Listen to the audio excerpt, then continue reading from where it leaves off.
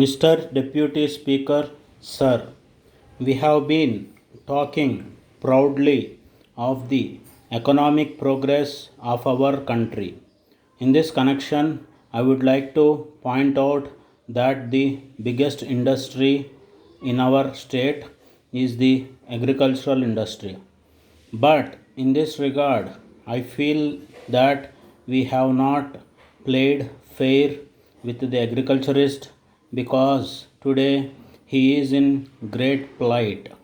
In my opinion, one of the reasons for the present state of affairs is that it is the small agriculturists who form the large majority of the landowners in our state. They are suffering on account of the fact that their occupation faces many dangers over which they have no control. One of them is the vagary of the monsoon, and the other is the lack of irrigation sources. The third is the failure of investments in raising crops which could not be harvested because they have failed on account of pests. The agriculturist is also not able to do collective cultivation. I may mention that one of the first thing that the new government should take upon themselves is the stabilization of prices. I would very much like that the agriculturist must be assured of a good price for his produce. There is no such assurance now.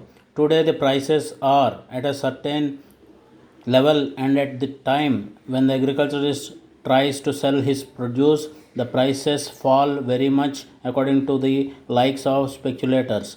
I think this is a risk which he has to suffer.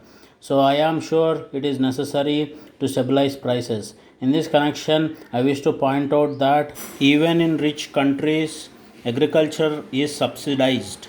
It is a fact which we see throughout the world. I have given examples of rich countries where the farmers are intelligent and where there has been mechanization of agriculture.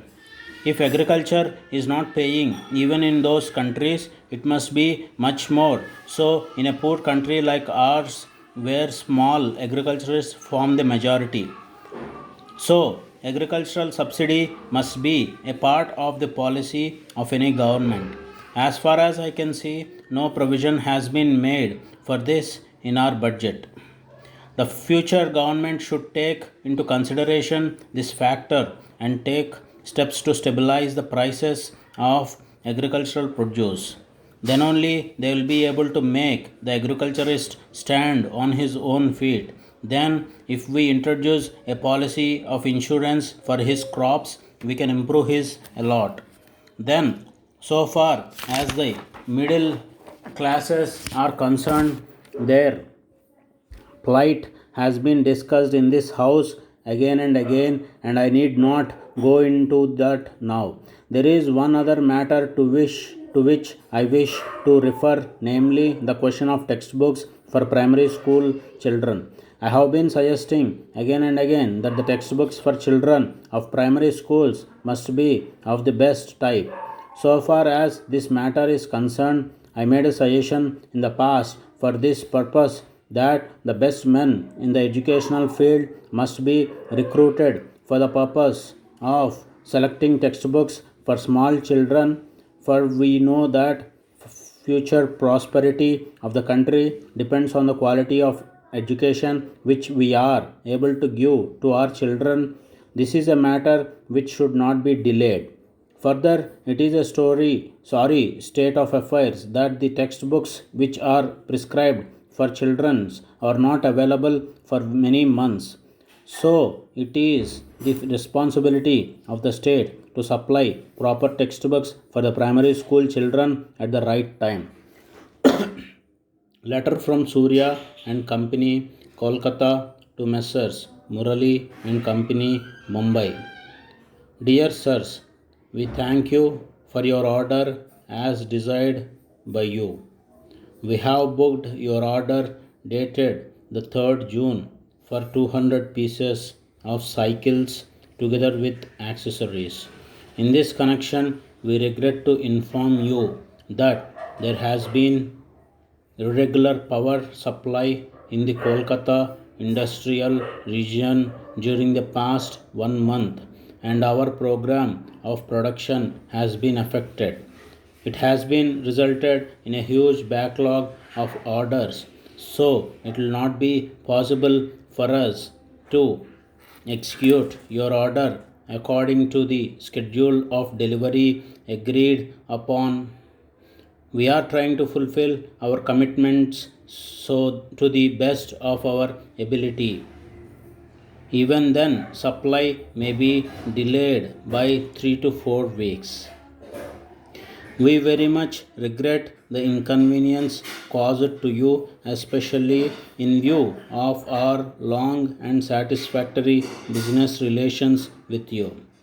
But in the present circumstances, it will not be possible to allow any claim for compensation since the delay is due to factors entirely beyond our control.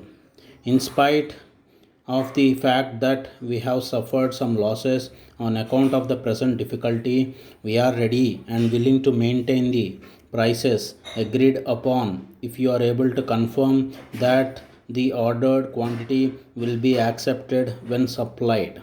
We await your confirmation at an early date and we assure you of our best attention at all times. Yours faithfully.